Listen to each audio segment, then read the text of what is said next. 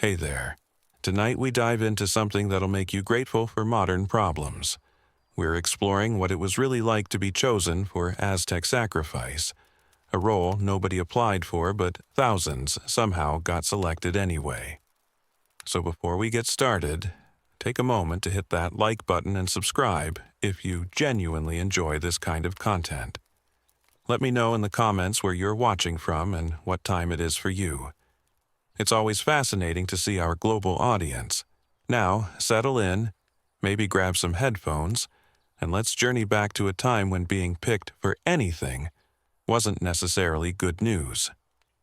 Picture this. You're living in the mighty Aztec Empire during its golden age, going about your daily business, when suddenly your life takes a very permanent detour. You didn't volunteer for this position. There was no job posting, no application process, and definitely no interview where you could showcase your qualifications. This was a role assigned through circumstance, bad timing, or simply being in the wrong place when the priests came calling. The most straightforward path to this unwanted honor was being a captured warrior. Now, here's the twisted part. This didn't happen because you fought poorly, quite the opposite. If you displayed exceptional skill and courage on the battlefield, your enemies would actually prefer to keep you breathing. Not out of respect, mind you, but because brave warriors made impressive offerings to the gods. You were essentially a living trophy, just one that wouldn't be collecting dust on anyone's shelf for very long. Slaves could also find themselves selected, often after receiving surprisingly good treatment beforehand.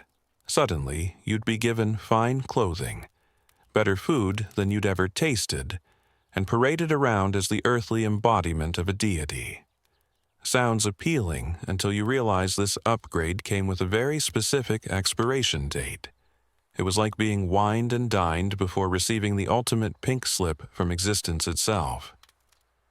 Then there were the unfortunate civilians, healthy and strong individuals in their prime. Congratulations, your excellent physical condition just earned you the worst promotion in history.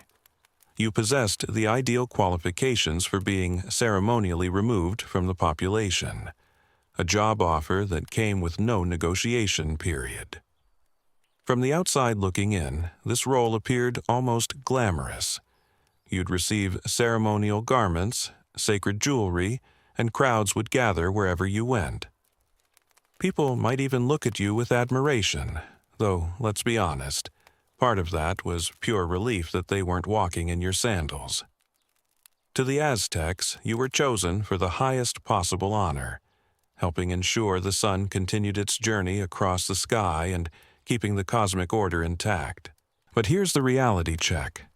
You were basically winning the worst lottery in human history. Sure, it came with premium meals, new clothes, and guaranteed fame, but the fame lasted about as long as it takes to climb a very tall pyramid. Your final moments weren't just for the gods either. They were entertainment for the masses, a public spectacle, and a not-so-subtle reminder to neighboring cities about what happened when you crossed Aztec power.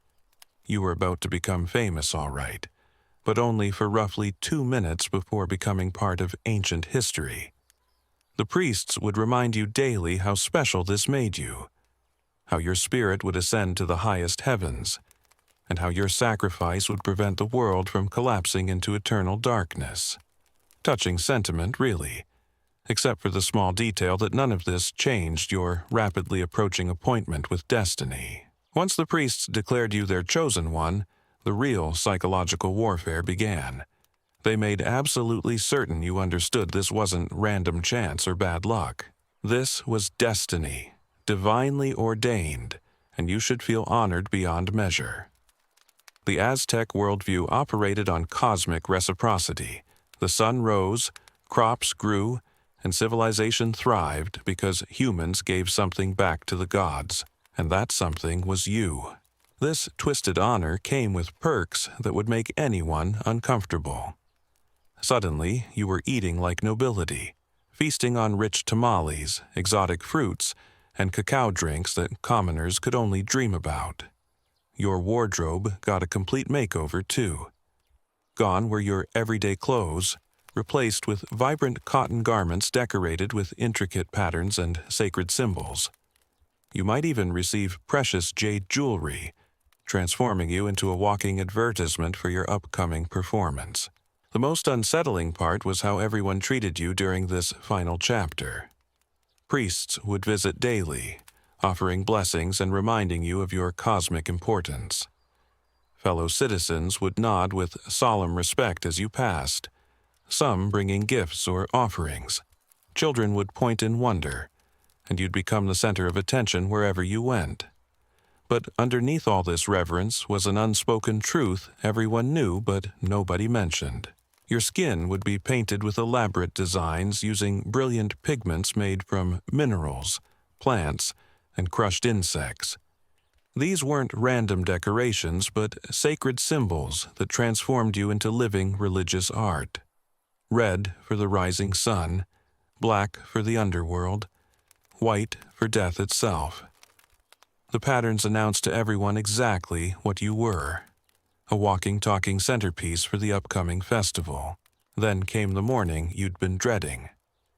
Deep ceremonial drums would thunder across the city, their rhythmic pounding serving as your final wake-up call.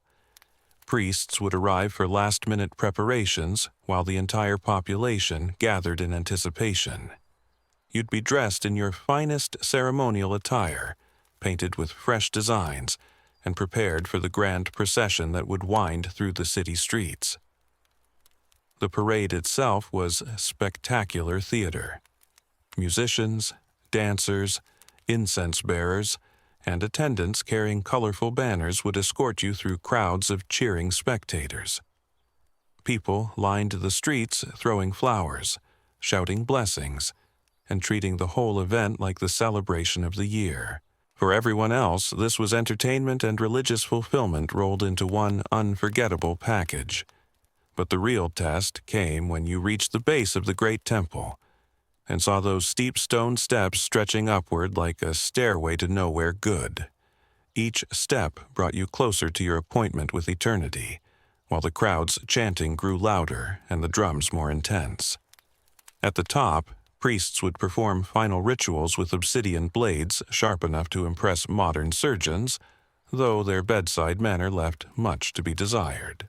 The Aztecs believed your sacrifice ensured cosmic balance, guaranteed good harvests, and kept their world from sliding into chaos. You weren't just dying. You were supposedly earning a first-class ticket to the afterlife, complete with eternal honor and divine companionship. Whether you personally found this arrangement satisfactory was, unfortunately, no longer your decision to make. So, there you have it, the brutal reality of being an Aztec sacrifice. It was a role that came with royal treatment, religious significance, and eternal fame, but also the ultimate non-negotiable deadline. Next time you're having a rough day, just remember, at least nobody's offering you a scenic trip up a pyramid.